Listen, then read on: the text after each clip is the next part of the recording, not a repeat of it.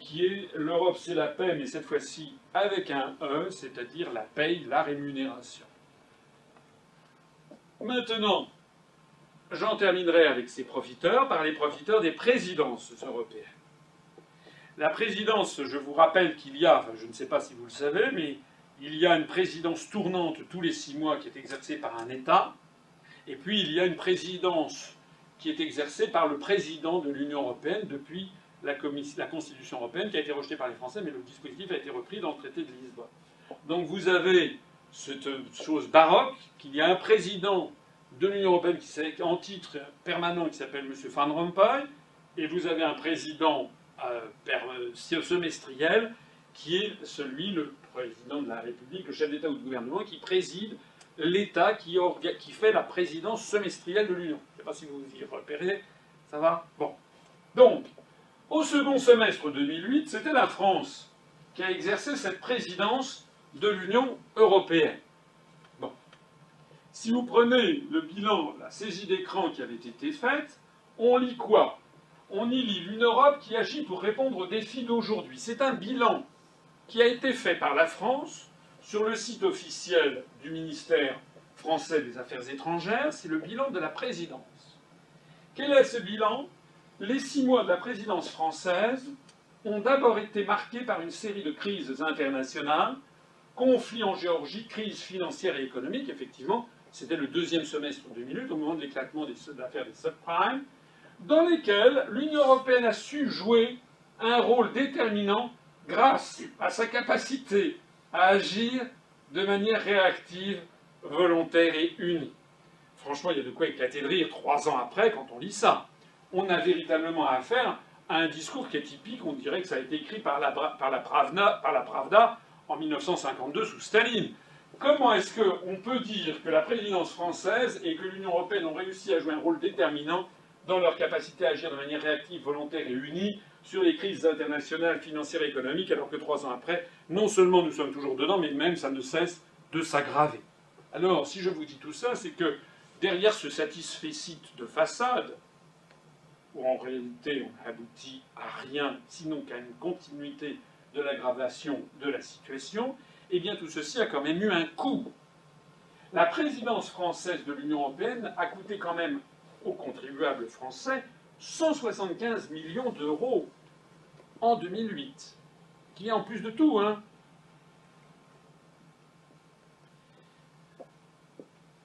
Le logo a coûté 57 408 euros, payé au designer Philippe Stark pour faire ce logo.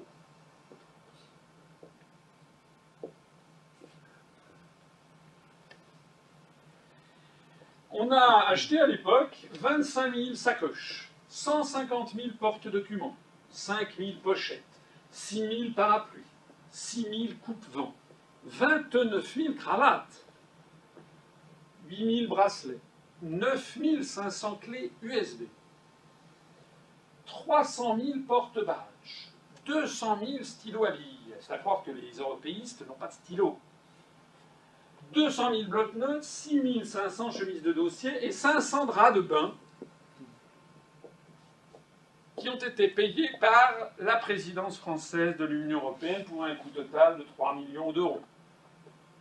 Pour le bilan magnifique que nous avons vu.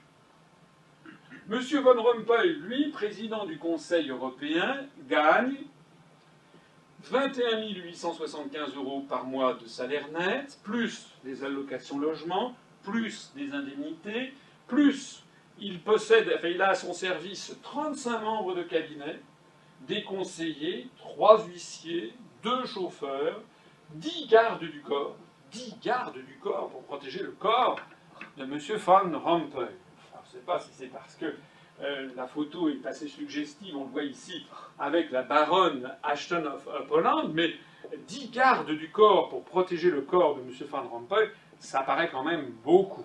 Et enfin, 28 fonctionnaires pour organiser son protocole. Fonction qui n'existait pas jusqu'au traité de Lisbonne. Hein.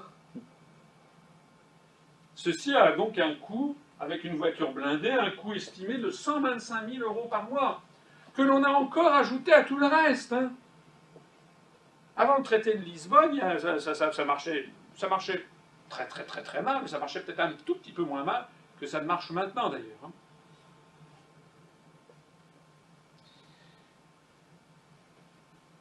Et puis donc, un nombre de profiteurs maintenant anonymes en croissance exponentielle. Je le disais en préambule, lorsque vous avez une structure qui manie beaucoup d'argent, une pompe aspirante d'argent et qui refoule cet argent, et qu'il est impossible de la critiquer par principe, puisque si vous critiquez la construction européenne, c'est forcément que vous êtes quelqu'un d'extrême droite. C'est en tout cas ce que l'on a fait croire aux Français depuis 28 ans qu'a été médiatisé le Front National. Donc, on n'a pas le droit de critiquer cette affaire. Donc, une structure qui manie des milliards et où tout ce qui est fait par principe ne peut pas être critiqué, ça attire qui ? Bien, ça attire des escrocs, ça attire la mafia. Donc, on a vu déjà proliférer un très grand nombre de structures. Vous croyez que l'Europe se limite peut-être à la Commission européenne, au Conseil de l'Union européenne, à la Banque centrale européenne et au Parlement européen. Erreur. Il faut y ajouter la Cour de justice des communautés européennes qui est à Luxembourg. Il faut y ajouter le Comité des régions de l'Union européenne, la Banque européenne d'investissement, l'Office des publications officielles des communautés européennes, le contrôleur européen de la protection des données, chacun ayant naturellement ses secrétaires, ses adjoints, ses collaborateurs, ses huissiers, ses locaux, ses factures d'électricité, ses voitures de fonction et compagnie. Le médiateur européen. Le Centre européen pour le développement de la formation professionnelle. L'Agence ferroviaire européenne. Le Centre de traduction des organes de l'Union européenne. Je rappelle dans une autre conférence que, compte tenu des 27 États membres et des 23 langues officielles, il y a 526, je crois, combinaisons possibles de traduction. Donc il faut bien effectivement avoir un centre de traduction qui coûte énormément d'argent. L'Office européen de lutte antifraude, l'agence de surveillance du GNSS européen, c'est-à-dire l'équivalent du GPS américain, mais qui en fait travaille avec le GPS américain.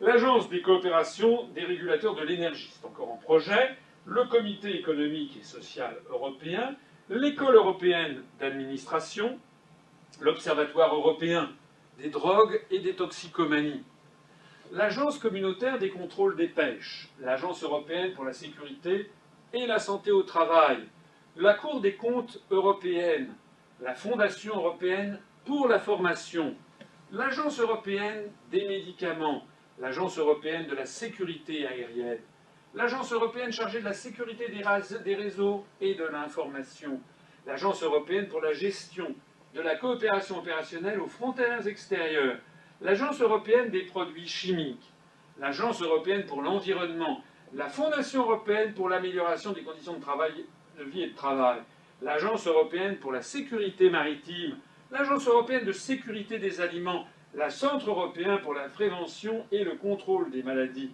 l'Office communautaire des variétés végétales, l'Institut européen pour l'égalité entre les hommes et les femmes. Ça n'a pas de fin. Parce qu'évidemment, chacun peut dire « oui, mais c'est important d'avoir une agence de sécurité des aliments, oui, mais c'est important d'avoir une agence des produits chimiques, oui, mais c'est important d'avoir une agence des médicaments, oui, bien sûr. » Mais sauf que tout ceci existe déjà au niveau national et au niveau international. Par exemple, en matière de, je ne sais pas, d'environnement, pourquoi faudrait-il avoir une agence européenne pour l'environnement? Il y en a une au niveau national pour les réglementations nationales, oui. Qu'il y ait une organisation au niveau mondial dans le cadre de l'ONU, puisque les matières d'environnement ne s'arrêtent pas par les frontières, oui. Mais pourquoi faut-il systématiquement toujours dupliquer au niveau européen? Parce qu'à chaque fois, eh bien, il y a des gens qui y trouvent un fromage. D'ailleurs, vous pouvez créer tout et n'importe quoi. Vous pouvez créer demain l'agence européenne pour la, je ne sais pas, pour la défense comment dirais-je, des fabricants de paniers en osier. L'agence européenne pour la sauvegarde des colibris en cage. Et à chaque fois, vous trouverez un lobby qui dira « mais c'est très très important de défendre les fabricants de paniers en osier ou les colibris en cage ». Et donc à chaque fois, vous créerez une nouvelle structure qui ira de l'avant et qui naturellement consommera des fonds publics. Vous croyez que c'est tout? Non, ça n'est pas tout. Il faut ajouter à tout ceci l'Office de l'harmonisation dans le marché intérieur, Eurocorps, donc un embryon d'armée européenne, le centre satellitaire de l'Union européenne, l'Agence européenne de défense, l'Institut d'études de sécurité de l'Union européenne, l'Agence de coopération judiciaire, policière et judiciaire en matière pénale, à ne pas confondre avec l'Institut d'études de sécurité de l'Union européenne, le Collège européen de police, à ne pas confondre avec l'Agence de coopération policière, l'unité de coopération judiciaire de l'Union européenne, Eurojust, à ne pas confondre ni avec l'Agence de coopération policière, ni avec le Collège européen de police, ni avec l'Institut d'études de sécurité, l'Office européen de police, à ne pas confondre avec les précédents, plus l'Agence pour la fourniture Euratom, plus l'entreprise commune européenne pour l'ITER et le développement de l'énergie de fusion, plus l'Agence exécutive éducation visuelle et culture, plus l'Agence exécutive du Conseil européen de la recherche, plus l'Agence exécutive du réseau transeuropéen de transport, plus l'Agence exécutive pour la compétitivité et l'innovation, plus l'Agence exécutive pour la recherche, plus l'Agence exécutive pour la santé et les consommateurs. On va s'arrêter là.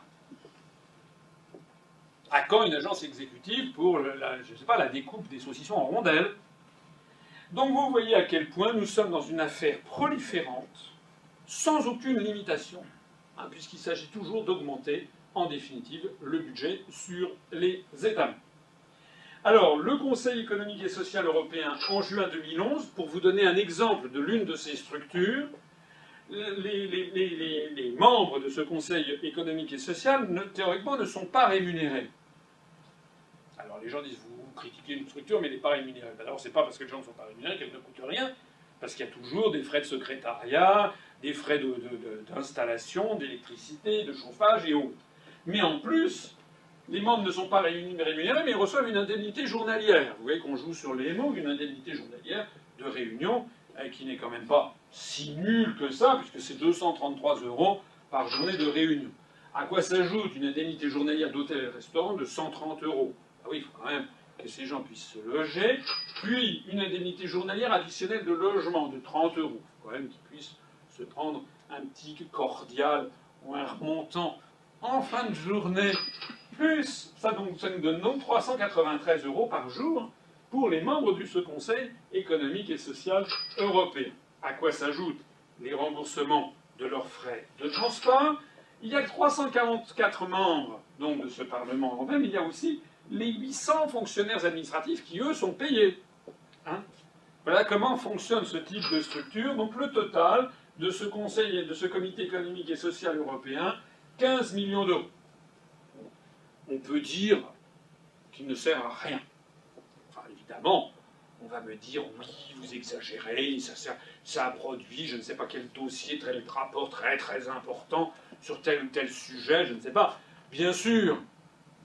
Mais combien de rapports sont produits par combien d'organismes en Europe?